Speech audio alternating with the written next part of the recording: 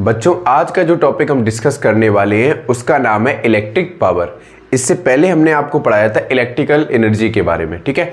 Electrical energy होता क्या है, अगर आपने नहीं पढ़ा है तो लिंक डिस्क्रिप्शन में तुरंत जाके उसकी 2 वीडियो हैं, दोनों वीडियो आप वॉच कर लो, उसके बाद ही ये वाला टॉपिक आपको समझ में आएगा, ठीक है।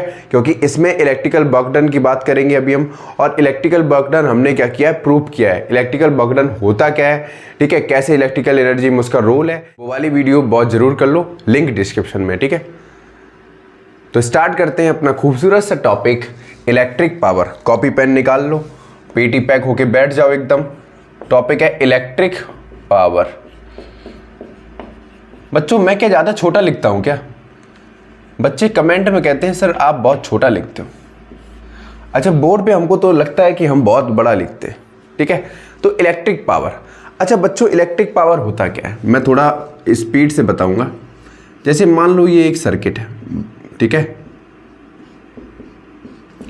इसमें क्या लगा, ये पॉजिटिव टर्मिनल, ये नेगेटिव टर्मिनल, ये की लगा दी, ये बल्ब है, ठीक है।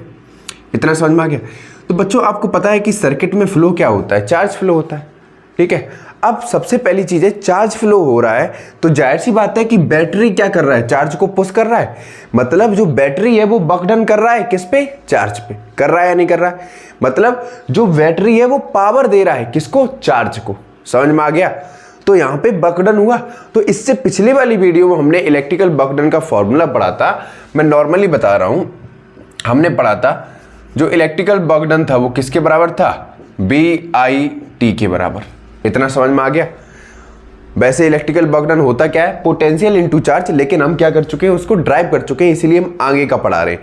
जिसने वीडियो नहीं देखी है प्लीज जाके देख लो, तभी आपको ये चीज समझ में आएगी, ठीक है। मात्र 9 मिनट की वीडियो है, आसानी से समझ में आ जाएगी आपको, ठीक। तो इलेक्ट्रिकल वर्क डन किसके बराबर होता है, V into I into T के बराबर, ठीक। हमें क्या करना है, कैलकुलेट करना है इलेक्ट्रिक पावर को। अब सबसे पहली चीज है कि सर इलेक्ट्रिक पावर होता क्या है, वो तो बता दो। बच्चों इलेक्ट्रिक पावर होता है कोई भी सर्किट में जो इलेक्ट्रिकल एनर्जी कंज्यूम होती है, ध्यान से सुनना, कोई भी सर्किट में जो इलेक्ट्रिक एनर्जी कंज्यूम होती है उसको हम क्या बोलते हैं, इलेक्ट्रिक पावर। समझ में आ गया। जैसे आपने 9th में पढ़ रखा है कि पावर क्या होता है, the rate of doing work is known as power. तो यहां पे होगा the rate of doing electrical work done is known as electric power. यहां पे हम सर्किट पे इलेक्ट्रिकल वर्क डन करेंगे तो हमको क्या मिलेगा, इलेक्ट्रिक पावर मिलेगा। आई बात समझ में, क्लियर हो गया, कोई तकलीफ। डेफिनेशन ऑलरेडी किताब में दे रखी है तो हम लिखा दे रहे, फिर भी the rate of doing electrical work done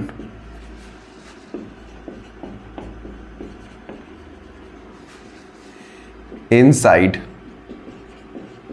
the circuit, ठीक है। जो भी सर्किट में इलेक्ट्रिकल वर्क डन किया जाए किसके द्वारा, बैटरी के द्वारा, वो क्या होता है, इलेक्ट्रिक पावर। इतनी बात समझ में आ गई, कोई तकलीफ। अब बच्चों पावर का फॉर्मूला क्या होता है, work done upon time. Power का फॉर्मूला क्या होता है, वर्क डन अपॉन टाइम। और W बराबर हमने क्या निकाला है, VIT। तो पावर बराबर क्या हो जाएगा बच्चों, V into I into T upon T। तो T से T गया, P बराबर क्या आ गया, B इंटू I। तो एक फॉर्मूला हमको मिला, पावर बराबर क्या होता है, ये क्या है हमारा, वोल्टेज। क्या है, वोल्टेज, या कह सकते हो पोटेंशियल है। क्या है, पोटेंशियल इंटू करंट। तो यहां पे लिख लो वेयर P इक्वल टू क्या है यहां पे, इलेक्ट्रिक पावर। V क्या है बच्चों यहां पे, पोटेंशियल। और I आप जानते हो क्या है, करंट। इतनी चीज बच्चों समझ में आई। तो हमको एक रिलेशन मिल गया क्या, पावर का, किसके साथ, पोटेंशियल और करंट के साथ। तो पहला फॉर्मूला हमको क्या मिला, power equal to V into I, potential into current. समझ में आ गया, क्लियर हो गया। मतलब जाहिर सी बात है कि अगर हम पावर बढ़ाएंगे तो जाहिर सी बात है वोल्टेज बढ़ेगा, वोल्टेज बढ़ेगा तो जाहिर सी बात है करंट बढ़ेगा। समझ में आ गया, कोई तकलीफ, क्लियर हो गया, ठीक है। यहां तक आप स्क्रीनशॉट लो फटाफट, फिर इसके बाद आगे डिस्कस करते हैं। सर्किट तो आपको पता ही है, सर्किट डायग्राम, वीडियो बंद तो नहीं हो गई। इतना नोट करो, इधर मैं रफ कर रहा हूं, ठीक है। अब जरा बच्चों इधर देखो गौर करके, इतना तो आपको समझ में आ गया। अब आपने ओम्स लॉ पढ़ा है तो यहां पे लिखेंगे y यूजिंग ओम्स लॉ।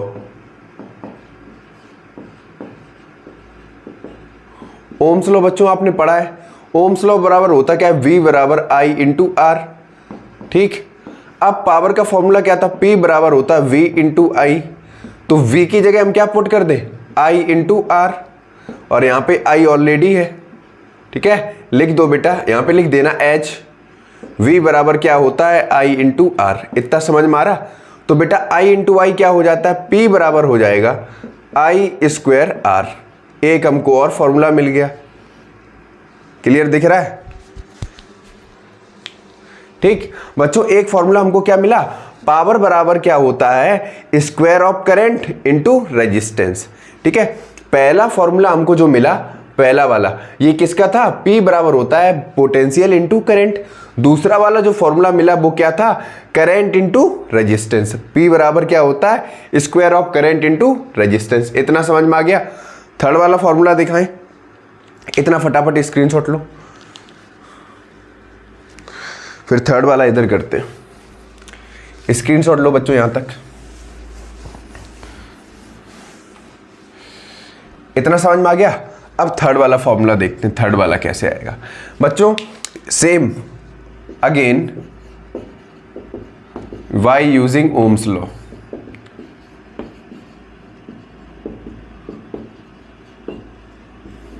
ठीक है, ओम्स लॉ की जगह अगर हम रखें तो क्या हो जाएगा, P बराबर V इंटू आई है, तो बेटा ओम्स लॉ की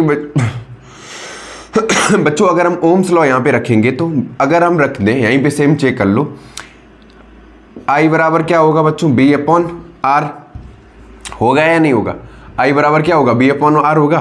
तो यहां पे हम पुट कर दें, B की जगह क्या रख दें बच्चों, यहां पे अगर हम I की वैल्यू पुट कर दें B अपॉन R, देखना यहां पे पावर बराबर B की जगह B रहने दिया, I की जगह हमने क्या पुट कर दिया, B upon R, B upon R। तो एक और फॉर्मूला मिल गया, क्या हो गया, B स्क्वायर अपॉन R। एक फॉर्मूला क्या मिला तीसरा वाला, पावर इक्वल टू क्या होगा, square of potential upon resistance. कोई तकलीफ, तो ये था थर्ड वाला फॉर्मूला, ठीक। हमने यहाँ पे क्या किया, I की जगह हमने क्या सब्स्टिट्यूट कर दिया, B अपॉन R, तो B इंटू बी क्या हो गया, B स्क्वायर, और R नीचे क्या था, रेजिस्टेंस। समझ में आ गया। तो ये पावर के तीन फॉर्मूले हैं, ठीक है। और भी हम ड्राइव कर सकते हैं, लेकिन इतने ही आपको अभी याद रखने हैं, ठीक है। इनसे न्यूमेरिकल पूछे जाते हैं, ये आपको पता होना चाहिए, ठीक। अब इसके बाद देखते हैं कि इलेक्ट्रिकल पावर की यूनिट क्या होती है, ठीक है। बिगर यूनिट क्या होती है, स्मॉलर यूनिट क्या होती है, निकालना सिखाएंगे। इतना रब कर दें, स्क्रीनशॉट लो फटाफट, यहां तक फटाफट स्क्रीनशॉट लो।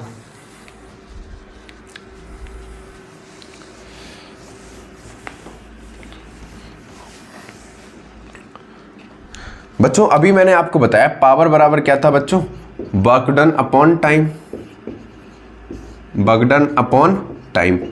अब बच्चों वर्क डन का यूनिट क्या होता है आपको पता है, जूल। टाइम का यूनिट क्या होता है आपको पता है, सेकंड। तो बच्चों जूल पर सेकंड क्या होता है, वॉट। क्या होता है, वॉट, ठीक। पावर की यूनिट क्या होती है, जूल पर सेकंड कह दो, या और कह दो इसको वॉट। समझ में आ गया। तो बच्चों पावर की स्मॉलर यूनिट क्या होती है, वॉट। स्मॉलर यूनिट क्या है पावर की, वॉट। और बिगर यूनिट क्या है,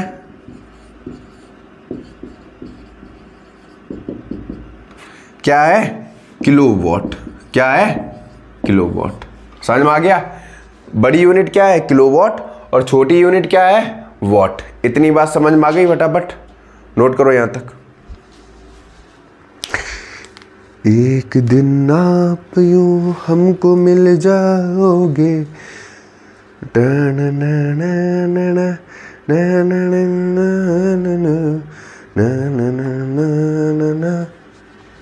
इतना नोट कर लिया बच्चों, नोट करो फटाफट, ठीक। अब बच्चों यहां पे इतना तो समझ में आ गया, ठीक। अब आपसे मैं पूछूं कि बच्चों ये बताओ 1 वॉट क्या होता है, तो आप क्या बताओगे। जैसे मैं आपसे पूछूं बच्चों मुझे ये बताओ कि 1 वॉट क्या होता है, अभी मैंने क्या बताया था कि पावर की यूनिट क्या है, वॉट। तो वॉट बराबर क्या है, जूल अपॉन सेकेंड। तो 1 वॉट किसके बराबर होगा, 1 जूल अपॉन 1 सेकेंड। मतलब जब 1 जूल ऑफ वर्क डन किया जाए किसमें, 1 सेकेंड में, ठीक है। When 1 joule of work done किया जाए 1 सेकेंड में, तो उसको हम क्या बोलते हैं, 1 वॉट, ठीक है। सीधा सा बोलेंगे, when 1 joule of work is done in 1 second inside the circuit is known as 1 watt. समझ में आ गया, कोई तकलीफ, नोट करो। सीधा सा फिर से देखो 1 वॉट क्या होगा बेटा, पावर की यूनिट क्या होती है, वॉट। तो हमने वॉट के साथ क्या लगा दिया, 1, क्योंकि यूनिट वॉट चाहिए था मुझे। 1 वॉट बराबर क्या होगा, 1 जूल अपॉन 1 सेकेंड। मतलब when 1 joule of work is done in 1 second is simply defined as 1 watt. समझ में आ गया, कोई तकलीफ, ठीक, नोट करो। अब बच्चों 1 किलोवाट में कितने वॉट होते हैं, एक चीज और लिख लो फिर से, 1 किलोवाट किसके बराबर होता है बच्चों, 1000 वॉट के। ये भी इंपॉर्टेंट है। आपका इलेक्ट्रिक पावर कंप्लीट हो गया बच्चों। अब बचे हैं इसके न्यूमेरिकल्स के लिए अलग से वीडियो बना दूंगा, ठीक है, जिसमें इलेक्ट्रिक पावर और इलेक्ट्रिक एनर्जी के इंपॉर्टेंट प्यारे से न्यूमेरिकल्स को हम क्या करेंगे, सॉल्व करेंगे, ठीक है। आज के लिए इतना ही रखते हैं, इसको रिवाइज कर लेना, इलेक्ट्रिक एनर्जी की वीडियो देख लेना, तो आपको बिल्कुल क्लियर समझ में आ जाएगा, ठीक है। नोट्स बनाते रहिए, अच्छे से पढ़ते रहिए। All the very best, thank you.